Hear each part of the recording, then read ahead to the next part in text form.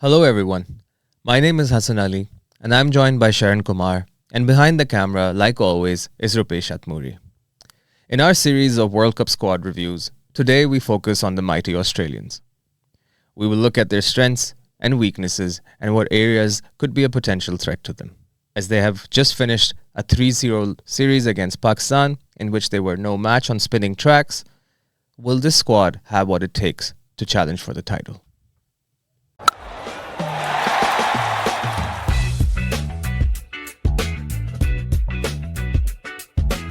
You seem very excited to cover the Australian squad. Actually, yes. It's a bit surprising for an Indian, no? Yes. Yeah, because they are our biggest upsetters for our Indian team. So, Not New Zealand? they are Basically, both the teams from down under give you a tough time. Pacific nations. So, let's start off on Australia. Let's start with what works for them and what their strengths are, Sharon. First thing, if I am speaking about Australia, I always see them Australia from 2003. So, the factor which I see Australia is the mighty Australian factor. Unbeaten mentality, the mighty Aussie mentality we used to call never bothered about anything, never look into much of combinations, always rule out the conditions, not too afraid. West Indies was one of the nation which used to play that kind of brand of cricket, and Australia added tactics to that. Well said. Yeah. They took that 70s and 80s calypso kind of swag that the West Indian players had and added some tactics to that. Added some tactics like sledging. So what I say as their strength is their mentality. And coming into the tournament like World Cup, like so many people expect them to win. And even if they lose, they are not much of upset. The legacy they have set in previous tournaments and the amount of achievement they have done in international cricket, every World Cup or every tournament looks pretty small for them. So their biggest strength will be their mindset. And they always stay calm in biggest and crunch situations. And let's get into the team now. What do you think works in the team? What works in the team, especially if I'm going to the top batting order in the shades of Travis Head and Mitchell Marsh, I consider Travis Head as my X factor, which Australia is carrying with them. Correct. One man can take the game away from him. Yeah. You can see Abhishek Sharma, who was grown under the wings of Travis Head, agreed or not. You can say he grown under Yuvraj Singh, agreed. But he has also been mentored in SRH, the setup which Travis Head has provided.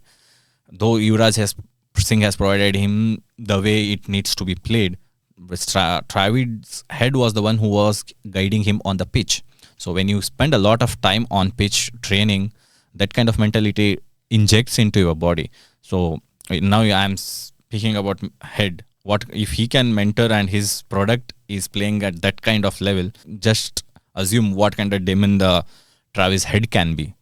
What potential Travis Head has. And the Travis Head Mitchell Marsh opening duo, I think, is Deadly. Right up there with the most destructive. Yeah. And in a given condition, Mitch as a captain, he can stay a bit low. Sometimes if there is any fall of wickets in a power play, he can hold the one end. He can play that game as well. So, I consider Mitchell Marsh being an important key player for whole playing 11. Not as a captain, but also as a player. So, Sharon, talking about Mitchell Marsh, Travis had also balls a little bit. But like many of the teams that are being considered some of the favorites for the World Cup, Australia too has a lot of all-rounders.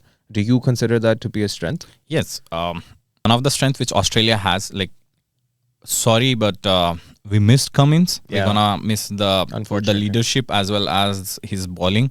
But other than that, you have Cameron Green, you have Maxwell, you have Marcus Stoinis. You even have a young shades of Cooper Connolly. So these are the 4 all-rounders I will be looking for, and I feel they have a strength. Other than that, I didn't even consider Travis Head as an all-rounder and Tim David as an all-rounder because I never seen Tim David bowling for Australia in recent past. Yeah, maybe they might be required on these spinning tracks in Sri Lanka because that's where Australia and one of the advantage we all are underlooking. Teams like Australia, the grounds which they play in their home grounds, they are pretty big. When you compare to the grounds and the solid power hitting capabilities which Australia is carrying, in these grounds, this is gonna be a lethal batting lineup.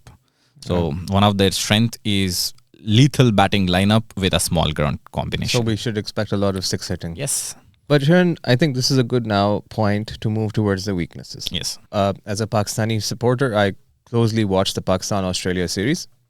And Australia were abysmal with the bat. I mean, in the third T20 against Pakistan, they couldn't even score 100 while chasing 200 plus.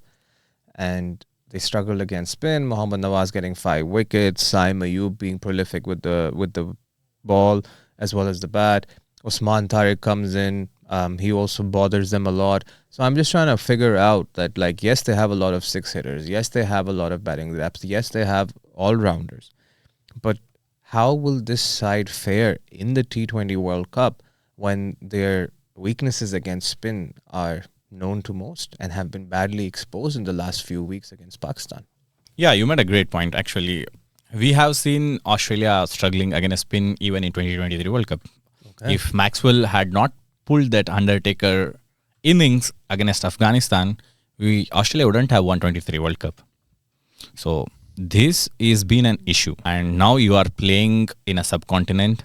I don't think so you can ever survive against spin in subcontinent. If you are coming with a young team who's already struggling against spin, it will be their biggest weakness. Since you have already spoken about Australia's weakness, which was exposed in recent tournaments and a recently concluded Australia-Pakistan series, they are pretty weak against the spin bowling. But the fact which we all are missing, how Australia's spin bowling attack is. Other than Zampa, you take out that spearhead from the spear, what are you left with? Kuhneman, Cooper Connolly. And a Maxwell and a Travis Head. Yeah, Tim David maybe. Tim David is a medium pacer / leg spinner, whatever he can bowl. But at this point, this your bowling lineup which gonna breach opponent's batting lineup in subcontinent? I don't think so. Yeah, definitely an over-dependence on Zampa. And I also think that Australia will hope somewhere deep inside that there is the dew factor in Sri Lanka, which I think we are expecting. But I think if that dew factor does come in, their fast bowlers can play a bit more of a role. I know it's difficult to grip the ball, but it becomes a lot more difficult for spinners than it does for fast bowlers, relatively speaking. Yeah. And then in terms of batting as well, if the spinners aren't able to grip the ball while the Australians are batting, it should help them because the ball will come onto the bat. So keeping that in mind, I think Australia will need a little bit of luck. They will also need the toss to go their way. And it's kind of unfair that in a World Cup, toss has such an important role to play. But I think it's not just for Australia, it's for all the teams. Since we are already touched upon a fast bowling, I can see a great opportunity for Australia here. See their fast bowling lineup. You have a lot of variety in the shades of Hazlewood, who is consistent, disciplined and brutal, who can bowl in the first half of your innings or at the death. I don't think so. And currently, Duffy is the one who does that. Bumrah for India. But the brand of the quality which Hazlewood balls, IPL will be the biggest proof what Hazlewood can do in T20 setup. Most of the people doubt the capability of Hazlewood in shorter format, but recently concluded IPL 25 should be an example what Hazlewood can do. Yeah. And then they also have Nathan Ellis. Who's a box full of tricks, back of the hand, front of the hand, Yorkers, bouncers, back of the length, knuckleball as well. I think Nathan Ellis is a complete T20 bowler. Yeah, in a slow tracks, your cutters, your slower ones, these knuckleballs gonna be very effective. And then we also have the addition of Xavier Bartlett on the back of a very solid bash season. He's been backed by Australia for a few years now. He also played in the series against Pakistan and he had a decent outing, I would say. It wasn't significant or transformative, but it was more than decent and he held his own in many different situations. He also had an instance, for example, where he got a wicket off the first ball of the series against Pakistan where he dismissed Sahibzada Farhan, first ball, caught and bowled. So they are, obviously, Australians always do have good fast bowlers, and I think attack of Hazlewood, Nathan Ellis, as well as Xavier Bartlett could be more than useful because Xavier Bartlett has good change-ups too. Yeah, and one more opportunity we all are missing with the current form, though Australia is second-ranked team in T20I. I feel most of the people are already right off Australia from this T20 World Cup. So this will be a great opportunity for them to show what they are and what they bring to the table. So when people underestimate you, when people writes you off their mind, so this is a great opportunity for 11 men under Marsh Do we think this is Glenn Maxwell's swan song, the end of his Australian T20 career? Most probably, yes. I doubted like how Maxwell is still hanging in there and playing for the Australia with a talent production house. You can see their BBL. You have a superb stars all around. If Maxwell is still there, hanging in there and giving his 101%, I think this should be the last World Cup for Glenn Maxwell with a heavy heart.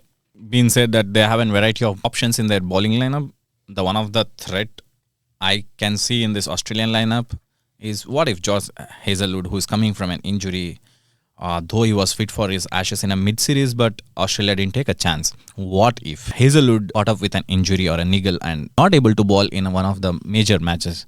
Who are your options? That exposes the bench strength of Australia. This is not just about the pace bowling. Just take, we have already spoke about the spin bowling. What if Zampa gets injury? We don't have an option. You know what is the one more threat which nobody is considering? If Josh Inglis get injured in a mid-match, you know who will be your next wicket-keeping option? Who? That's Glenn Maxwell. You don't have any other recognized wicketkeeper in your team Squad. Other than Josh Inglis. Yeah. Wow. So bench strength's going to be one of the headache for Australia. I see him as a biggest threat. Bench strength, yes, indeed, is a bit of an issue. But we need to keep in mind that the people that they've brought into the squad have come into the team on the basis of some stellar performances. Ben Dorshus, I think, is the first name that comes to my mind, that if something happens to Josh Hazlewood, he can come in. Josh Hazlewood is an elite bowler, and of course finding a like-to-like replacement for him is not possible. However, in the recently concluded BBL, Ben Dorshus was the 6th highest wicket taker, bowling with an average of 18.81, with an economy rate of 7.85, and he had 11 wickets to his name. If you look at his record in T20 Is for Australia as well as T20s around the world, his bowling average is in the low 20s. And if you look at him with the bat, his batting average is in the high 10s in T20s, and he has a mid-20s average in first class. So he's like a bowling all-rounder of sorts that gives you that extra dimension. So if he does concede a few more runs than Josh Hazlewood, he has the capability to make up with it with the bat. And then their batting depth. I know they have many all-rounders. They have many combinations and iterations that they can play. You're right, they don't have a backup wicketkeeper, but they do have an exciting prospect in Matt Renshaw.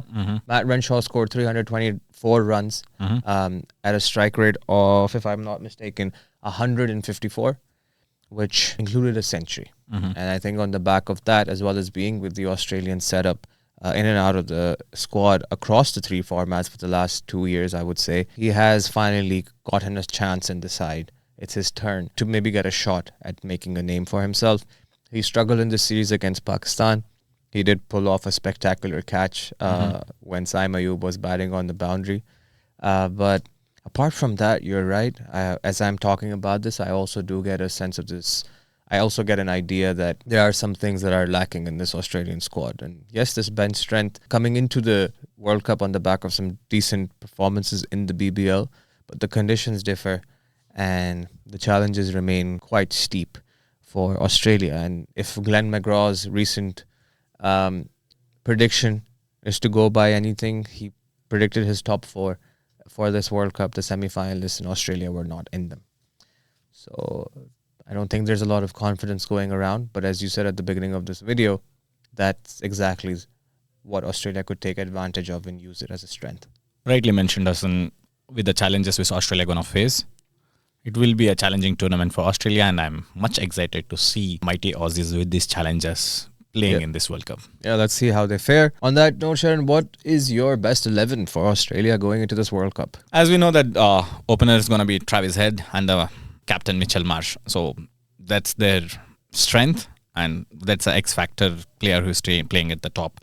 And I'll be playing Josh Inglis at 3 and experienced veteran Maxwell at number 4. Marcus Stoinis and Cameron Green can play at 5 and 6, but Cameron Green, you can even in a given bad days, you can play as a floater at number 3. What's your experience playing Cameron Green at number 3 or 4 with a recently concluded Pakistan series? He struggled a lot. He scored primarily run and ball innings. A lot of people were talking about strike rates and all that before the Pakistan-Australia series. They were saying that the Pakistanis have a chance to learn from the Australians about how to play the game, how the power play is utilized and whatnot. But I saw a lot of their Australian players struggling in those conditions, including Cameron Green. Not only did he struggle with the bat, but he also struggled with the ball. But I just hope that he finds some form. And given his current form, I would keep him at 5 or 6. I wouldn't play him at 1 down. Yeah, exactly. That's why I'm trying to cover at a base of 6. And then I have Tim David as a clinical finisher.